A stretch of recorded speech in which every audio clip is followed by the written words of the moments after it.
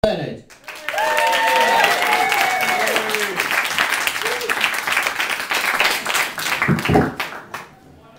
Nothing like giving away half my set before I've even started. Thanks. It's alright, you say. Yeah, hello. I've been doing stand-up for exactly a year today. Wait, cheering about 5 minutes. And in all that time, the one question I get asked more than any other is, will you please have sex with me now? But that's probably my fault for writing comedy when I'm in bed with my girlfriend. But I get asked two questions, almost as much as that one. And the first one is usually, isn't it just terrifying? That job, going up and doing stand-up, isn't that absolutely terrifying? And that's quite a simple one to answer, because given that the job only really involves standing and talking, and I've been able to do both of those for a few years now, no, it's not. But that doesn't stop people giving me advice on how to cope with stage fright. And the one that comes up more than any other is, imagine that everybody in the room is naked. Now, given the state of this audience, I think that might be more terrifying. But also, since when did a room full of naked people become a comforting thing? I've never been so stressed that I thought, all I need to calm me down, all I need is some varicose veins, a bit of cellulite and the occasional pimple. That'll do the trick. And, you know, just let's look at the evidence. Those guys being photographed in Abu Ghraib prison didn't look that at ease. So I'm not going to be imagining you all naked, well, you, but nobody else. What I like to do is play a game, really, with my own brain, whereby, well, basically, we're all at a Nuremberg rally. I'm Hitler, and you're all fully paid up Nazis. That way, you know, if the gig doesn't go well and you don't laugh, I can basically have you all shot. Eventually I'll probably run out of audiences, decide it wasn't a good idea in the first place, and just get depressed and end up shooting myself in the concrete bunker. I think Hitler would have made a great stand-up. Why did the Panzer cross the road? To get to the other side of Poland. Two men walk into a beer cellar, attempt to overthrow the Weimar government. They are unsuccessful. That is self-deprecating humour. One of my Jewish friends announced that she was having a baby, so we gave her a baby shower. I'll have you shot. And Frank's house. Knock, knock. Who's there? Oldest trick in the book, open fire! But sadly we were denied the comic talents of Adolf. There were some complications, I'm not quite sure. But don't fear, because I've actually done a bit of research and there is a suitable substitute out there. If you ever desire to know what he would have sounded like. He's very similar in many ways. He's diminutive, Germanic, anti-Semitic, anti-gay, anti-aircraft gun. No, I made that one up.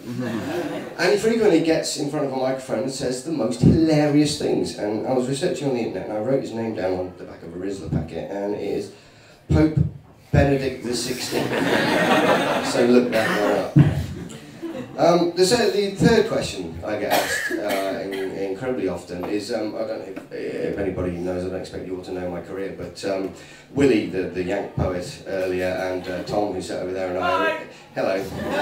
We're in a company called Axis of Evil, and people quite often ask why Axis of Evil, they ask. And the reason is, a little known fact about me is, as well as doing comedy, I like to spend a lot of my spare time funding terrorism. I first got into funding terrorism when I was about 15, when my brother took me to a Blur gig. And it's true. And I enjoyed it so much, I've pretty much been doing it ever since. See, the way my brother described it was what we were doing was partying using pot that had been imported from some CIA-funded anti-communist freedom fighters. Sounded great fun, you know. But in the last sort of 7 or 8 years, my government's been at great pains to sort of correct my brother's mistakes there. And as it turns out that actually what we weren't doing was partying, That was actually nefarious drug usage. And the pot was actually smuggled Afghan hashish. And those lovely CIA-funded anti-communist freedom fighters were actually evil Taliban poison peddlers. See Daily Mail. And it was my money that was funding these evil people. How did this happen? And more importantly, how could this be stopped? So I put my trust in the government to find a sensible and peaceful solution to this problem, and they did, to give them credit, they did. In the name of peacekeeping, they sent thousands of heavily armed men over to Afghanistan to blow shit up, and what could be more peaceful than that? I know what you're saying. You're saying, well, the other option, Andy, is you could just like quit the pot, and that's a whole debate we haven't got time for just yet. But I did watch a program about pot the other week, and the first thing the guy said, the scientist guy, comes up and he says, cannabis has existed on this planet for 10,000 years, and we still don't know what it does.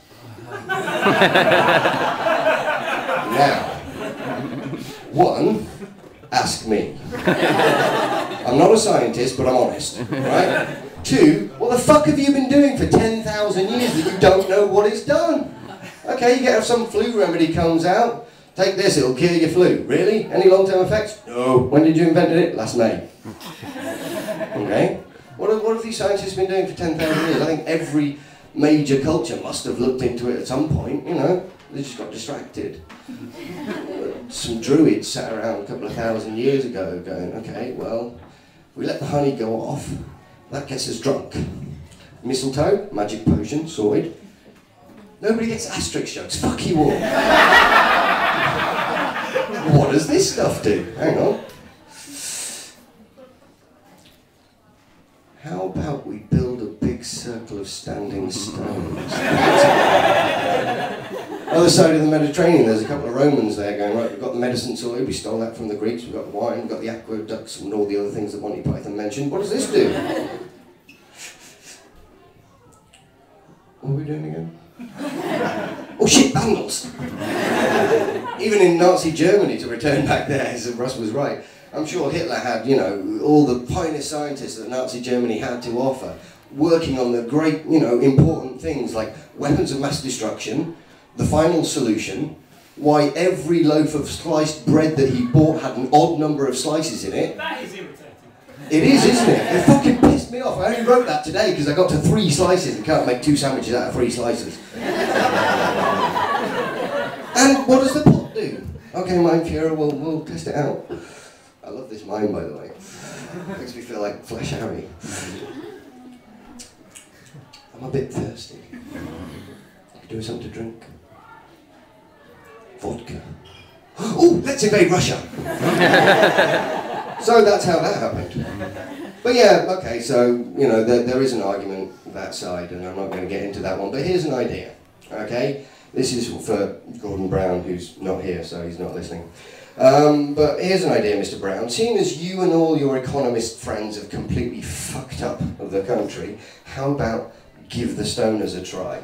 You see, because if we legalise the pot and grow it in this country, that's British jobs for British people. That's £5 billion a year that me and my friends aren't sending to the Taliban. Which means you can shave something off the £35 billion a year you spend on the armed forces. £35 billion a year, to give you an idea, is the GNP of Bulgaria. Okay? And, you know, bring the troops home. You don't have to pay for them anymore. Yes, there'll be 1 or 2 more pubs smashed to shit, but that's got to be cheaper than military funerals. And if you grow the pot in this country, you can quality control it. Cornwall's doing fuck all. Let's call it the Green Triangle. Grow it there. It's full of surfers anyway. They're the best people for the job. And while we're on the subject, the police are fighting a war on drugs at home. Who's paying for that? Well, again, it's the group that everyone loves but nobody wants to be a part of. It's the British taxpayer. Now, as a comedian, I did try and get my pot habit written off as a tax-deductible, legitimate business expense, but that ain't happening. So what happens is, I'm paying for the police, I'm paying for the army, and I'm paying for the drugs. Even Hitler, in his worst moment of madness, realised it was a bit silly to fight a war on 2 fronts. I'm fighting on fucking 3! So the reason, ladies and gentlemen, why I'm in the axis of evil is because I am literally worse than Hitler. I've been Andy Bennett, thanks very much.